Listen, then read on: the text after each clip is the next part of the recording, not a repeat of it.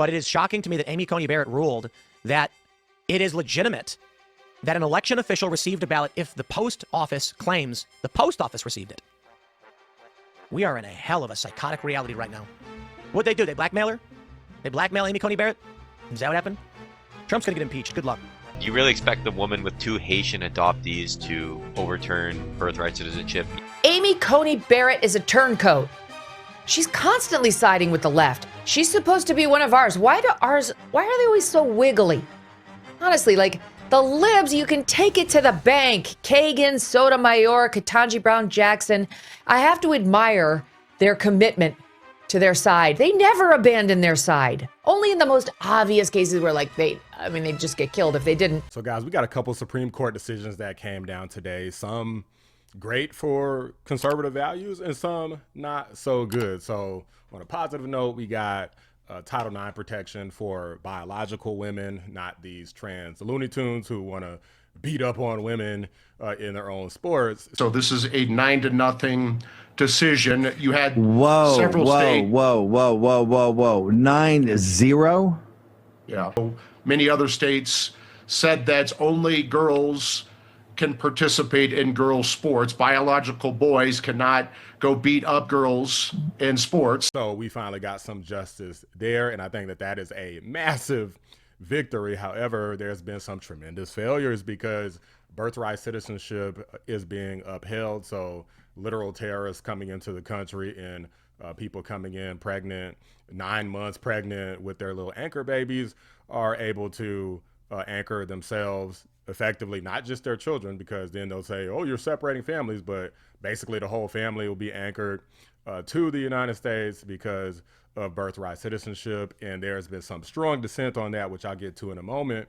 But you also have the mail-in ballots, which are being allowed after Election Day, not just to be received on Election Day, effectively enabling Democrats to literally write the postmark date on the ballot. So it doesn't have to be printed. It can be written, and we just have to assume that they're telling the truth. So it could be days later, throw something in the mail and it just arrives. As long as it has the date that was Election Day on it, then it's going to be counted. Obvious that cheating is going to be involved here, but the Democrats and the fake news do not care at all. However, you got people like Megyn Kelly out here who's having a little miniature crash out over Amy Coney Barrett, the conservative justice, this woman being a complete and utter turncoat. Justice Amy Coney Barrett, a Trump appointee. She's supposed to be one of ours. Why are they always so wiggly? Honestly, like, the libs, you can take it to the bank. Kagan, Sotomayor, Ketanji Brown Jackson. I have to admire their commitment to their side. They never abandon their side. Only in the most obvious cases where, like, they'd just get killed if they didn't, in terms of the, blowback, the rhetorical blowback. But they stick together. Amy Coney Barrett is a turncoat. She's constantly siding with the left. John Roberts, obviously, and he is pursuing the wrong agenda as Chief Justice. He's an institutionalist meant to protect the Supreme Court. That's not your job. You also have Justices Alito and Thomas, especially on the birthright citizenship issue, saying that this is basically a travesty. Back to Shannon Bream for the view from Justice Thomas, who was a dissenter here. Shannon.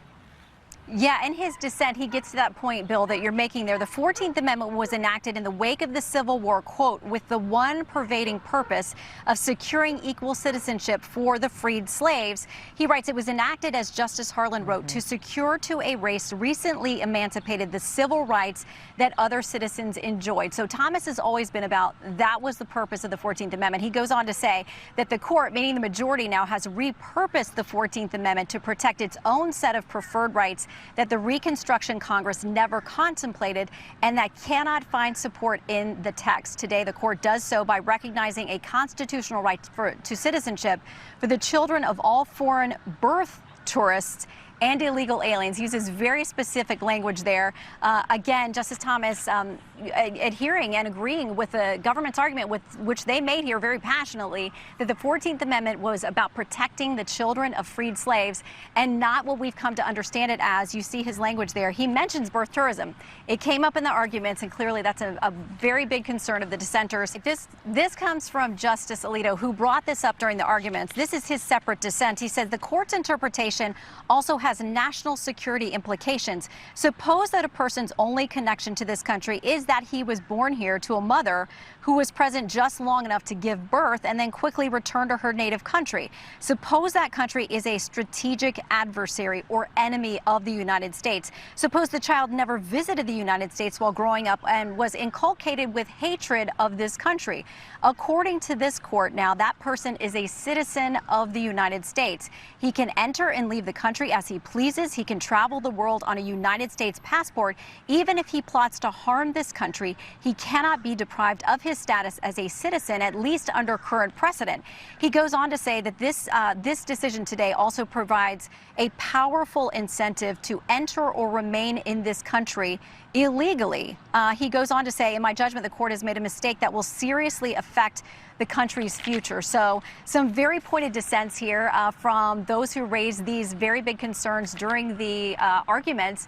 And they're real world scenarios, which are not a fantasy. They're not a movie. I mean, these things that can actually happen now under this ruling that you have today from the majority. And I 100% agree with these guys. I think that what needs to happen is enforcement is going to need to go up. Like, we've already seen deportations happening, but a lot of people are feeling like they're not seeing mass deportations. There's way too many illegal aliens still here, right? Clearly, you know, if you have millions upon millions of illegal aliens, well into the tens of millions of illegal aliens, then you're going to need to see much more than like a couple 100,000 deportations a year. You're going to need to hear stronger rhetoric than, well, we're just getting rid of the criminals and terrorists. That's great and all, but how about all the people who are taking the jobs? Like, a lot of the economic problems, like maybe safety problems, are being resolved, but the economic issues caused by illegal aliens are not going to be resolved with the rate in which deportations are currently occurring. So they need to ramp that up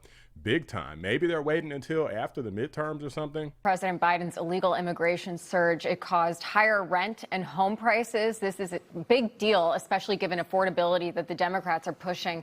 According to a study published by the Federal Reserve Bank of Dallas, a 1% increase in unauthorized workers raised U.S. home prices by roughly 2.2% and rents by 1.4% between 2021 and 2024.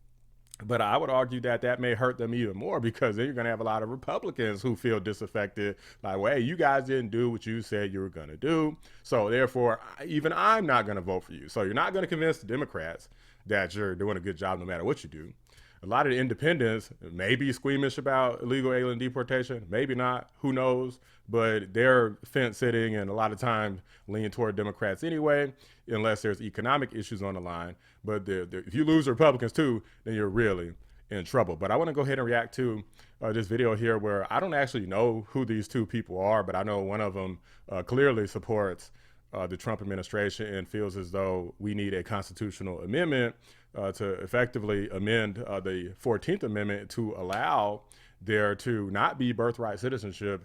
This fake news anchor literally asked the guy a question about how likely that is, then proceeds to talk over him while he's giving an answer, and he calls her out in the most disrespectful way possible, which I think more people should do. Let's get into this. By the way, guys, there's a new feature on YouTube where you can hype videos, so be sure to like the video, hype the video. It helps out a lot. Appreciate you. Do you think there is any chance that there is some sort of a constitutional amendment, given how many votes it would require? Where they invite people in, they get tourist visas, give birth. Their child is an American citizen under this ruling, which is what they're taking advantage of. In California, 42% of the people taking advantage of that are from China.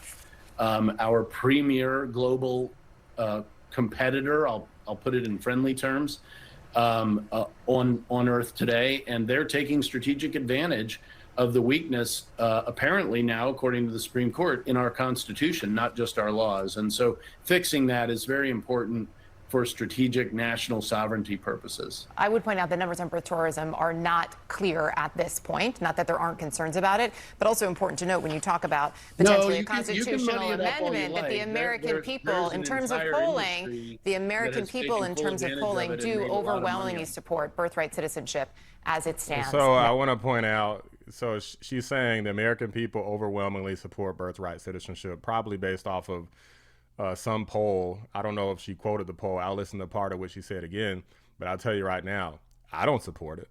I don't think you support birthright citizenship at this point, especially due to the fact that it's being abused. But let me know in the comments if you agree with this left-wing hack. But let me go ahead and go back a little bit. Clear at this point. Not that there aren't concerns about it. So she's lying about this. National sovereignty purposes. I would point out the numbers on birth tourism are not clear at this point. Not that there aren't concerns about it, but also important to note when you talk about potentially a constitutional amendment that the American people, in terms of polling, the American people, in terms of polling, do overwhelmingly support birthright citizenship as it stands now. Ken Cuccinelli, we appreciate you taking the time to join us. Thank you.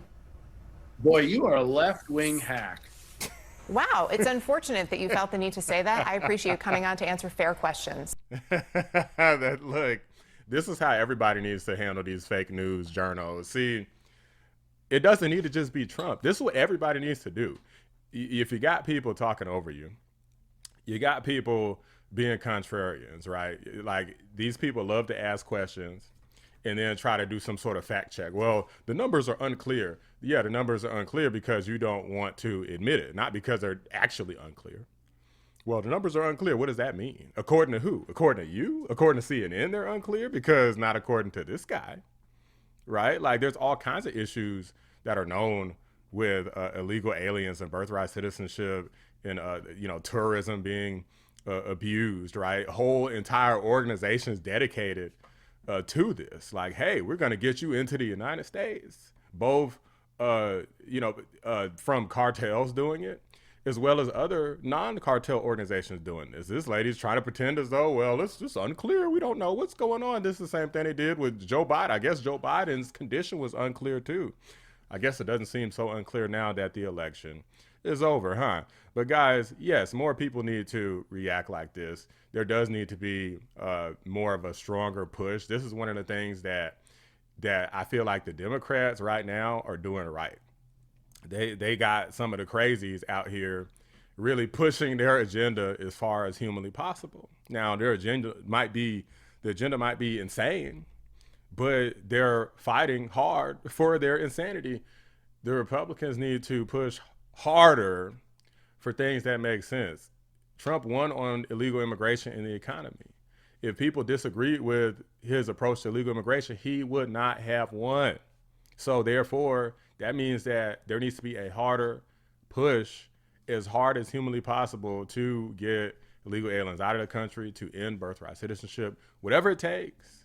New laws, loopholes. If they want to abuse the laws and loophole that, then the laws need to be abused in the opposite direction, and that needs to be loopholed as well. And also, we may need to consider getting very aggressive with these justices and making them pay for going against the Trump agenda. So Coney Barrett has supported Trump with some of his initiatives, but in my opinion, not nearly enough. This is what happens when you elect some of these women to the Supreme Court. Now, it's not just her, but it's usually her that sides with these three liberal whack jobs. A lot of people think this lady is an operative, a Democrat operative. I'm not so sure, but I will say that after these rulings today on birthright citizenship and mail-in ballots, it certainly does not look good.